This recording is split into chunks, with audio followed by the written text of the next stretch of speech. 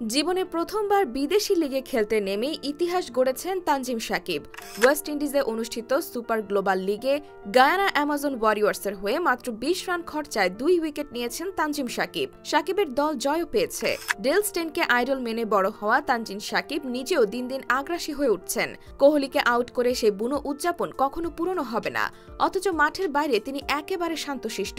ব্যাটসম্যানদের জবাবের পাল্টা জবাব দিতে পারার যে গুণটা তিনি রপ্ত করেছেন তা খুব কম পেসারেরই আছে। তার শরীরটা হালকা পাতলা, তেমন দীর্ঘদেহীও নন। উচ্চতা ৫ ফুট ৮ ইঞ্চি। তাসকিন, শরীফুল, ইবাদতের মতো দীর্ঘদেহী পেসারদের ভিড়ে তাকে খুঁজে পাওয়াই কঠিন। তবে আত্মবিশ্বাসী মনোভাবের জন্য, প্রতিনিয়ত লড়াই করার মানসিকতার জন্য তানজিম সাকিব সবার চেয়ে এগিয়ে। ২০২৩ সালের সেপ্টেম্বরে এশিয়া কাপে ভারতের বিপক্ষে ওয়ানডে অভিষেক হয় সাকিবের। অভিষেক ম্যাচেই নিয়েছিলেন ২ উইকেট। ইনিংসের দ্বিতীয় বলে রোহিত শর্মাকে ফিরিয়েছিলেন ০ রানে। ম্যাচটাও জিতেছিল বাংলাদেশ। এরপর নিউজিল্যান্ডের মাটিতে প্রথমবারের মতো নিউজিল্যান্ডকে ওয়ানডে ম্যাচে হারিয়ে ইতিহাস গড়ে বাংলাদেশ। আর এই ইতিহাসের নায়ক হন তানজিম হাসান সাকিব। তানজিম সাকিব ২০২০ সালের আইসিসি অনূর্ধ্ব-১৯ বিশ্বকাপ জয়ী দলের সদস্য। তিনি বেড়ে উঠেছেন সিলেটের বালাগঞ্জ উপজেলার তিলকচাঁদপুর গ্রামে। ছোট থেকেই ক্রিকেটের প্রতি তার অগাধ আকর্ষণ। মূলত পাড়ায় বড়দের সাথে ক্রিকেট খেলার মাধ্যমে ক্রিকেটে সাকিবের হাতেখড়ি হয়। পড়াশোনায় সাকিব ছোট থেকেই ভালো। তিনি পঞ্চম শ্রেণীতে থাকাকালীন আদিত্যপুর সরকারি প্রাথমিক বিদ্যালয় থেকে পিএসসি পরীক্ষায় ট্যালেন্ট পুলে বৃত্তি পেয়েছিলেন। কিন্তু একটা সময় পরিবারের অমতে ক্রিকেটের সঙ্গে জড়িয়ে যান তানজিম। বাবা চাইতেন সাকিব পড়াশোনা করুক, কিন্তু ছোট থেকে ক্রিকেটার হওয়ার স্বপ্ন দেখা ছেলেকে ক্রিকেট থেকে দূরে রাখা যায়নি।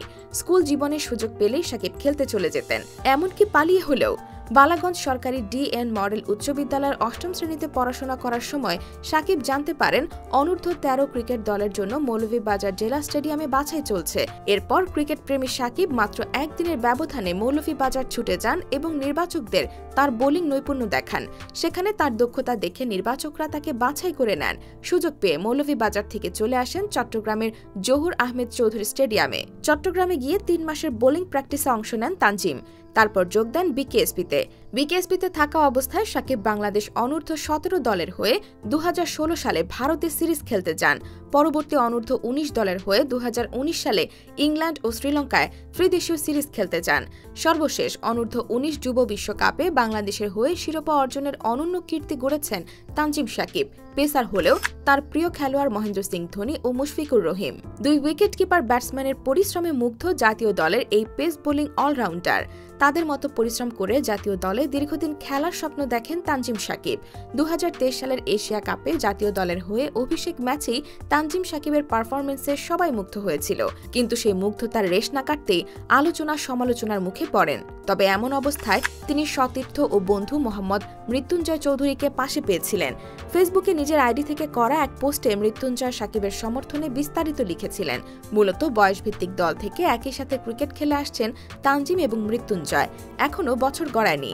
সেই তানজিম সাকিব অর্জন করে নিয়েছেন কোটি দর্শকের আস্থা ও ভালোবাসা। এখন তার চোখ ২০২৫ সালের চ্যাম্পিয়ন্স ট্রফিতে। এই টুর্নামেন্টের জন্য নিজেকে মাসের পর মাস সময় নিয়ে প্রস্তুত করেছেন। চ্যাম্পিয়ন্স ট্রফিতে আগ্রাসী তানজিম সাকিবকে দেখতে টাইগার ভক্তরা মুখিয়ে আছে। তানজিম সাকিবই এখন আক্রমণাত্মক বোলিংয়ের ব্র্যান্ড অ্যাম্বাসেডর।